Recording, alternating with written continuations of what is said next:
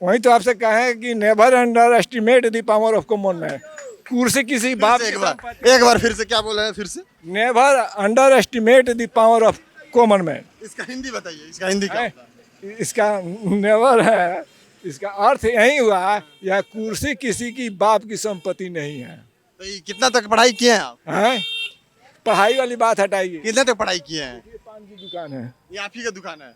और कितना पढ़ाई किए हैं आप? हैं? पढ़ाई किए हैं? If you not underestimate the power of common man, कितना तक पढ़ाई किए हैं आप? हैं? पढ़ाई कितना तक की छोड़िए है? पढ़ाई की बात। बताइए ना। नहीं। अरे आपसे अब बात करेंगे हम, आपसे तो हम बात करेंगे अब। पढ़ाई कितना तक किए हैं आप? ग्रेजुएशन तक की है। कब का? कब ग्रेजुएशन पास आउट हुए थे? 80 में। पान की दुकान चला रहे हैं, 80 के दशक में आप ग्रेजुएशन पास आउट हुए।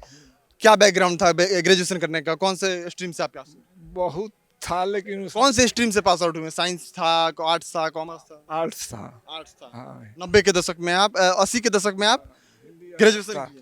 तो नौकरी वोकरी की कोशिश ना की? बहुत कोशिश की। नौकरी नहीं लगा? दूसरे चक्कर में आदमी फंस गया। किस चक्कर में फंस गए? बीमारी के चक्कर में फंस गया। अच्छा, तो उस समय सरकार किसकी थी? हाँ, सरकार लालू की थी। तो लालू के तरफ से कोई सहयोग नहीं मिला? कोई सहयोग नहीं।